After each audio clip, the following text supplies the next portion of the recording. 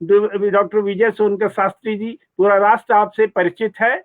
आप एक लेखक हैं, विचारक हैं और राष्ट्रवादी और हिंदुत्व विचारधारा की आपने अनेकों बार विभिन्न तरीके से व्याख्या की है, जिसको राष्ट्र में और अंतर्राष्ट्रीय स्तर पर बहुत ही उसकी सराहना की गई है।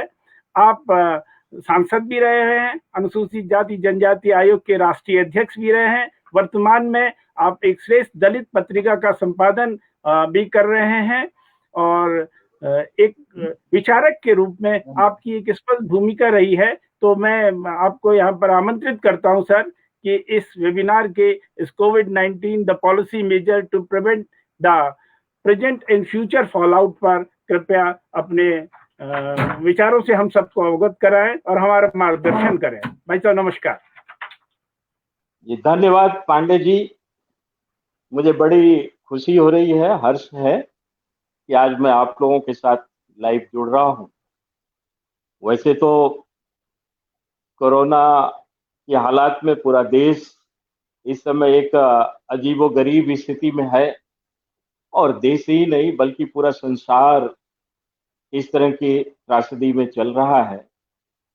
पर हकीकत ये भी है कि यह त्रासदी केवल भारत में नहीं है बल्कि दुनिया भर में है और भारत इस त्रासदी से निपटने में दुनिया से बहुत आगे है। लगभग अगर देखा जाए तो अगर टॉप 15 देशों का लिस्ट बनाया जाए जिसमें भारत को भी इंक्लूड किया जाए तो 14 देशों की आबादी लगभग 135 करोड़ 137 करोड़ के लगभग, जबकि भारत की आबादी अकेले ही 135 का था। कि अगर विश्व की तुलना किया जाए आज कोरोना पीरियड की, तो अगर टॉप 14 देशों को हम लेते हैं तो उनकी आबादी 137 करोड़ है और उनके अगेंस्ट अगर देखा जाए तो भारत की आबादी 135 करोड़ है। 137 करोड़ यानी 14 देशों में कुल 48 लाख से ज्यादा लोग संक्रमित हुए हैं, जबकि भारत में केवल 1,91,000 लोग संक्रमित हुए हैं। लेकिन अगर मृत्यु दर देखा जाए तो संसार में लगभग 3,11,000 लोगों की मृत्यु हुई है।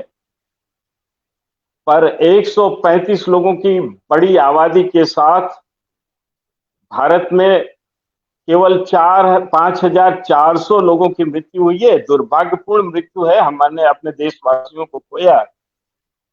लेकिन कोरोना पर कितना कारगर ढंग से भारत संघर्ष करने में सफल हुआ है, इसका यह एक उदाहरण मैं देना चाहता हूं। संसार में महामारी जो इतनी विशाल रूप में अगर देखा जाए तो इसका इतिहास रहा है। 1918 में एक फ्रेंच फ्लू नाम की एक बीमारी आई थी जिससे जो पूरी दुनिया को अपने आगोश में ले लिया था। और उसके बाद अगर वैसी बीमारी देखी जाए, महामारी, तो आज 2020 में आई है ये महामारी। और अगर आर्थिक स्थिति के दृष्टि से देखा जाए तो पूरी दुनिया में 1930 की जो मंदी थी उसको भुलाया नहीं जा सकता है। उसका व्यापक असर पड़ा था पूरे संसार पर 2020 में उससे भी ज्यादा क्रिटिकल बीमारी इस समय अर्थव्यवस्था पर प्रभाव पड़ा है। उससे भी क्रिटिकल मंदी इस समय देश भर में चल रही है। मैंने ये एक तुलनात्मक बातें कही हैं। भारत का एक प्राचीन इतिहास रहा है। भारत की अर्थव्यवस्था को अगर देखा जाए तो इसका भी एक ऐतिहासिक बैकग्राउंड रहा। सन 1000 तक भारत की अर्थव्यवस्था संसार में नंबर 1 अर्थव्यवस्था के रूप में चिन्हित, और 15वीं सदी तक आते आते भी भारत बहुत व्यापक लूट मार के उपरांत भी, जबकि अरेबियन फोर्सेस भारत पर जब भी आक्रमण करती थी तो वो उनका उद्देश्य ही होता था कि वो देश में लूटपाट करें और लूट करके वो लोग भारत से तमाम हीरे जवाहरात और बहुमूल्य धातु इत्यादि को लूट करके भारत से ले जाने का काम करते और 12वीं सदी से तो वो यहाँ पर शासन भी करने लगे। बावजूद इसके भारत में जो हमारी अर्थव्यवस्था की स्थिति थी फिर भी वो नंबर 1 थी 15वीं शताब्दी। 17वीं शताब्दी तक आते आते चाइना हमारे आसपास आने लगा था, लेकिन अंग्रेजों के भारी लूटपाट के साथ भी हमारा देश फिर भी नंबर 1 इकोनॉमी के रूप में ही चिन्हित था। 19वीं शताब्दी तक आते आते यूरोपियन और फ्रेंच जो कॉलोनीज थी उनके द्वारा इतनी भारी लूटपाट हमारे देश में हुई कि हम अर्थव्यवस्था के मामले में नंबर 1 से नंबर 2 पर आते गए और क्रमशः अंग्रेजों का जब शासन चलता रहा और भारत पिछड़ता चला गया और चाइना आगे बढ़ता चला, ये हमारे देश की अर्थव्यवस्था का एक स्वरूप था। और इसी तरह ज्ञान विज्ञान और टेक्निकल नो हाउ में यह देश दुनिया का मार्गदर्शन करता था और यही कारण था कि हमारी इकोनॉमी बहुत बड़ी इकोनॉमी के रूप में चिन्हित थी। मुझे याद है कि बोन यूनिवर्सिटी में एक बार मैं भाषण कर रहा था तो वहां पर मैंने बोला था, लोगों को आश्चर्य हुआ। मैंने जब कहा कि आज ज्ञान विज्ञान टेक्निकल ना हो, जितना भी आगे बढ़ रहा है ये कोई बहुत नई चीजें नहीं हो रही भारत के लिए, ये तो हमारे ज्ञान को सिर्फ वेरीफाई किया जा रहा है। कल्पना कीजिए अगर एयरक्राफ्ट नहीं बना होता तो हमारा पुष्पक विमान कैसे वेरीफाई होता। हमारे विविध देवी देवताओं के पास उनके निजी एयरक्राफ्ट होते थे, उनका वो कैसे वेरीफाई होते। अगर टेस्ट ट्यूब बेबी नहीं पैदा हुआ होता तो अत्रि ऋषि चमड़े के पात्र में पैदा हुए या कौरव स्वर्ण कलश में पैदा हुए, कैसे वेरीफाई होता। अगर प्लैनेट्स की दूरियां नहीं नापी गई होती तो चांद चंद्रमा का, मंगल का, सूर्य की, पृथ्वी की, सूर्य से कितनी दूरियां हैं, अगर ये दूरियां नहीं नापी गई होती तो हमारी ज्योतिष की किताब जो दसियों हजार साल पहले अस्तित्व में आ चुकी थी उनमें लिखे हुए तमाम ये दूरियां वो वेरीफाई कैसे होती। हम तो प्रार्थना करते हैं आज भी कि दुनिया आगे बढ़े, ज्ञान विज्ञान आगे बढ़े और भारत के ज्ञान को वेरीफाई करे। ये हमारी ज्ञान विज्ञान की स्थिति थी। आप देखे होंगे कि भारत का इतिहास विदेशी यात्रियों के स्मरण पर लिखा गया है। वो तो अलग की बात है कि जब अरब के विदेशी आक्रांताओं ने भारत पर शासन करना शुरू किया तो उनके चाटुकारों ने कुछ इतिहास में गड़बड़ी की, पर अगर विदेशी यात्रियों के अगर स्मरण को, संस्मरण, यात्रा वृत्तांत को देखा जाए तो उसकी सच्चाई को कोई इनकार नहीं कर सकता और उनके वृत्तांतों में भारत के वैभवशाली, भारत के समृद्धशाली भारत का जो विवरण मिलता है उससे मन आह्लादित होता है। मैं ये बातें इसलिए आज कर रहा हूं कि कोरोना पीरियड में आज एक बार फिर भारत की चाहे आर्थिक स्थिति हो, चाहे सामाजिक स्थिति हो, चाहे राजनीतिक स्थिति हो, सब एक चुनौती के दायरे में आ चुका है और स्मरण रहे कि हमें फिर से एक भारत का अगर निर्माण करना है, क्योंकि हमारी अर्थव्यवस्था बहुत गिर चुकी है इस समय और सामाजिक व्यवस्थाओं पर क्या क्या फर्क पड़ेगा ये तो आने वाला समय बताएगा। लेकिन तमाम विद्वानों ने, लेखकों ने अपने विचार मीडिया के माध्यम से आप लोगों के समक्ष रखे होंगे कि इस समय अगर देखा जाए तो मृत्यु हो रही है, लोगों को शमशान तक जाने में कितना परिवर्तन दिखाई दे रहा है और इसी तरह शादी विवाह की स्थिति देखा जाए तो किस तरह से उस पर भी कोरोना का प्रभाव पड़ा। तो सभी सेक्टर पर इसके प्रभाव पड़े हैं। लेकिन इन सारे प्रभाव को दूर करने के लिए हमको अपने अतीत में जाना पड़े और अतीत के बुनियाद पर हम लोग भविष्य की एक खूबसूरत और भव्य मीनार तैयार कर सकते हैं। 1847 के बाद जब देश में आजादी 1947 के बाद जब देश में आजादी मिली थी और देश लगभग तबाह हो चुका था, नंबर 1 इकोनॉमी की जगह हम लोग 100 नंबर की इकोनॉमी तक पहुंच चुके थे, बावजूद देश खड़ा हुआ और आज वर्तमान सरकार ने इस देश को दुनिया की अर्थव्यवस्था के ढांचे में 5वें नंबर पर लाकर के खड़ा कर दिया था। लेकिन अब ये रेटिंग क्या होगी क्या नहीं होगी, आज ही मूडी का एक रिपोर्ट आया है जिसमें कहा गया है कि भारत की अर्थव्यवस्था बहुत नीचे गिर गई है और इसको उठाने में बहुत मेहनत करना होगा। और इस पर विपक्षी नेताओं की जैसा उनकी भाषा होती है, वो अपना प्रहार करना शुरू कर दिए कि भारत की अर्थव्यवस्था इतनी खराब हो चुकी है कि अब मोदी क्या कोई भी इसको दूर ठीक नहीं कर पाएगा। ये दुर्भाग्यपूर्ण इस प्रकार की स्टेटमेंट आते हैं। पर मेरा ये कहना है कि यह अगर हम अपने पूर्व के इतिहास को देखें, 1947 के भारत को देखें, तो हमारे साथ अगर कुछ बुजुर्ग बैठे होंगे तो उनको स्मरण होगा कि 1960 से 70 के बीच के दशक में अच्छे अच्छे घरों में गेहूं की रोटी बनना मुश्किल। ये अलग की बात है कि हमारे वैज्ञानिकों ने, हमारे साइंटिस्टों ने, हमारे किसानों ने देश को 1971 में इस स्थिति तक ला दिया था कि तत्कालीन प्रधानमंत्री श्रीमती इंदिरा गांधी ने यह घोषणा किया था कि खाद्यान्न के क्षेत्र में भारत अब आत्मनिर्भर है। यानी हमने तो जीरो से भी चलने की प्रैक्टिस की है। ये हमारे लिए कोई बहुत निराशाजनक बातें नहीं। मोदी जी कोरोना आने के पहले जिस तरह से अपनी प्रतिबद्धता दिखाया था उन्होंने कि हम 5 ट्रिलियन की इकोनॉमी पर पहुंचाएंगे देश को, और बड़ी तेजी से हम उस तरफ बढ़ रहे।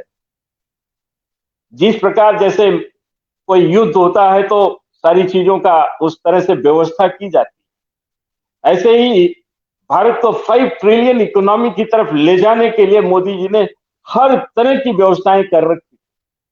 प्लेटफॉर्म तैयार था, लेकिन शायद प्रकृति को यह मंजूर नहीं था और ये जो कोरोना का एक तरह से वज्रपात हुआ उसमें हमारी इकोनॉमी आज बैठ चुकी है।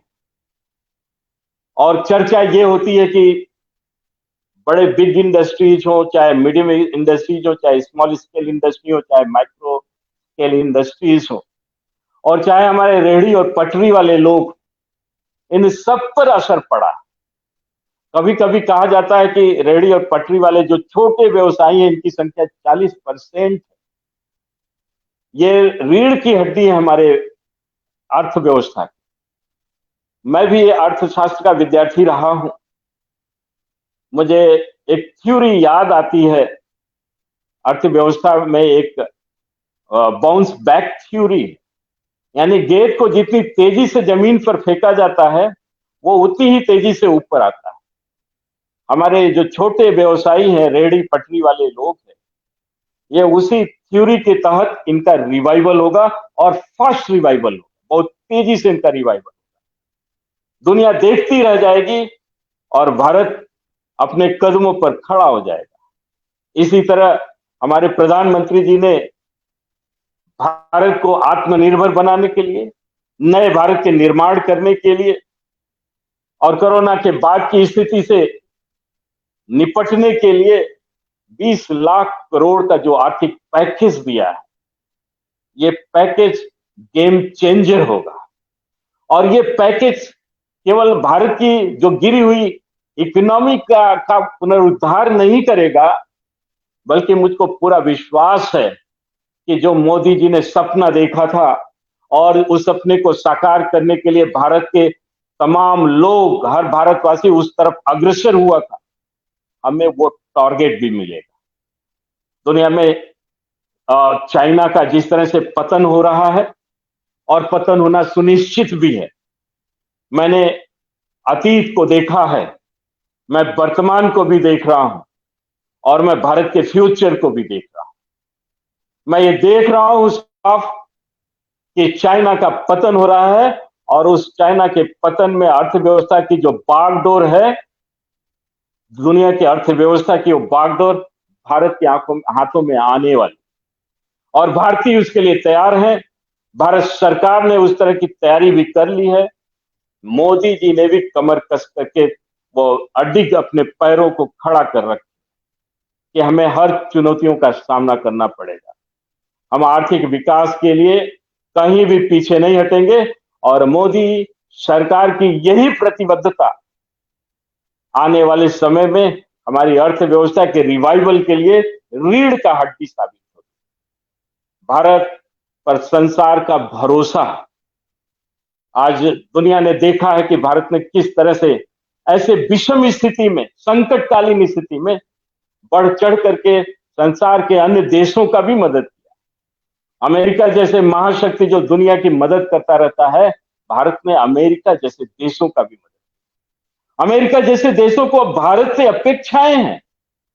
अगर चाइना जैसे जाइंट को, राक्षस देश को खत्म करना है तो भारत का मदद लेना दुनिया को आवश्यक है और भारत की भूमिका उसके लिए पहले से तय हो चुकी है। आपने देखा होगा कि G7 देशों की जो बैठक थी उसको राष्ट्रपति ट्रंप ने क्या कह करके खारिज किया, स्थगित किया कि G7 देशों के माध्यम से पूरे देश की, पूरे दुनिया का उपस्थिति नहीं हो सकता है, वहां पर रिप्रेजेंटेशन नहीं माना जा सकता है।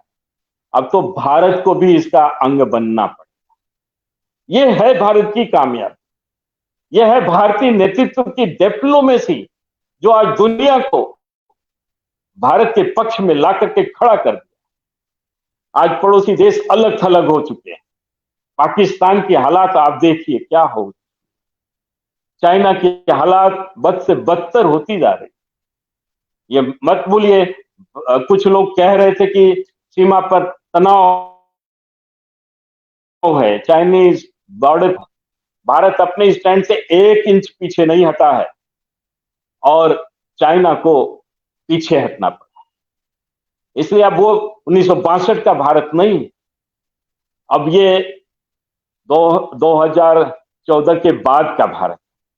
अब ये भारत, पहले तो पहल हम नहीं करते हैं, भारत ने कभी भी पहल नहीं किया किसी भी पड़ोसी मुल्क पर या दुनिया के अन्य देशों के किसी भी भूभाग पर कब्जा करने के लिए भारत ने कभी भी पहल नहीं किया। लेकिन अब वो भारत नहीं है कि अगर कोई पहल करेगा तो उसको छोड़ दिया जाएगा, अपनी जीती हुई जमीन भी हम वापस कर देंगे। अब तो घर में घुस करके हम दुश्मनों को न्यूट्रलाइज करें। हम अब ये बर्दाश्त नहीं करेंगे कि दुनिया में कोई देश इतनी हिम्मत करे कि भारत के सामरिक या भारत के आंतरिक शांति के साथ कोई मजाक करे, खिलवाड़ करे।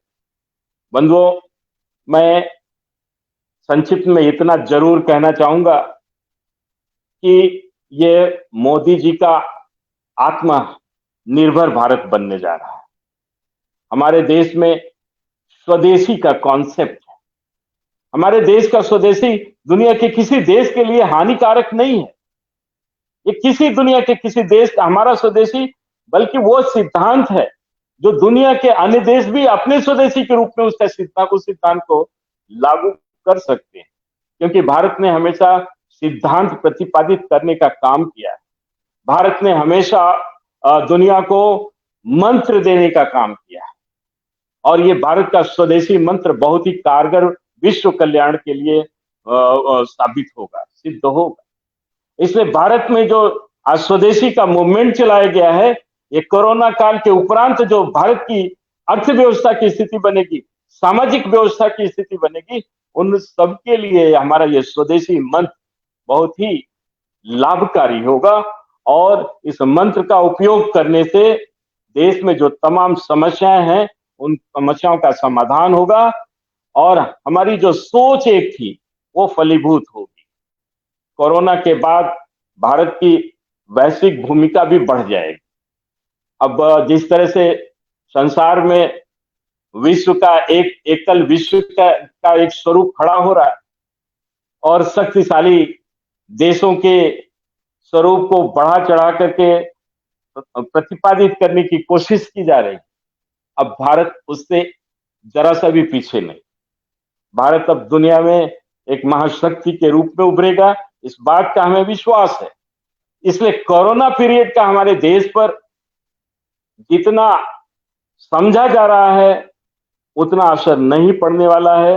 हमारे कॉटेज उद्योग, हमारे मीडियम उद्योग, हमारे जो बिग इंडस्ट्रीज हैं, ये सब चीजों पर अपेक्षाकृत उतना ज्यादा प्रभाव पड़ेगा जिसको कि हम कल्पना नहीं कर सकते, क्योंकि तमाम चाइना की कंपनियां भारत में आ रही हैं, भारत में वो इस्टेब्लिशमेंट चाहती हैं और भारत ने पहले से ही उसका माहौल बना रखा। जहां तक सामान्य रूप से सामाजिक स्थिति पर असर पड़ने वाली है, तो ये भी स्थिति हमारी सामाजिक संरचना पर भी बहुत ज्यादा असर इसलिए नहीं पड़ेगा कि मोदी जी ने आते ही पहले जो हमारा सामाजिक संरचना था, ढांचा था, छोटी छोटी चीजें, जैसे हमारे यहाँ घरों में शौचालय तक नहीं, बिजली नहीं थी, माताएं बहनें गैस लकड़ी के चूल्हे पर खाना बनाती थी, इन सब सारी चीजों को उन्होंने दूर किया। हमें ऐसा लगता है कि मोदी जी जैसा नेतृत्व एक दूरदर्शी नेतृत्व था, उसको जैसे पता था कि आने वाले समय में कभी भी कुछ हो सकता है। जनधन योजनाओं के माध्यम से बैंकों में जो खाते ओपन कराए, आप उसी का रिकॉर्ड देखिए कि दुनिया में पिछले 5 सालों में जितने खाते खुले हैं उससे 60% खाता केवल भारत में खुला है बैंकों में। ये भी एक रिकॉर्ड है हमारे। यानी ये सारी चीजें एक ऐसे भारत, सुसंगठित भारत, सुव्यवस्थित भारत की तैयारी की गई है जिस पर कोरोना जैसे बीमारी का बहुत भारी प्रभाव नहीं पड़ेगा। मुझे पूरा विश्वास है इस बात का। इसलिए मैं यही अपेक्षा करता हूं कि हमें अपने नेतृत्व पर भरोसा रखना पड़ेगा और हमें अपने आप पर भी खुद भरोसा रखना पड़ेगा। मोदी जी ने कहा कि हमारी संकल्प शक्ति के पीछे हमारे 135 करोड़ जो भारतीय हैं उनकी संकल्प शक्ति है। तो वो उनको हमको अपने नेतृत्व को मजबूत करते हुए अपनी भूमिका को भी बखूबी निर्वहन करने की आवश्यकता पड़ेगी। और मेरा भारत महान है, कोरोना हारेगा और भारत जीतेगा और भारत इस विषम परिस्थिति से में भी निकल करके जब बाहर निकलेगा तो एक भारत नए भारत के स्वरूप में सामने आएगा। यही मुझे कहना है।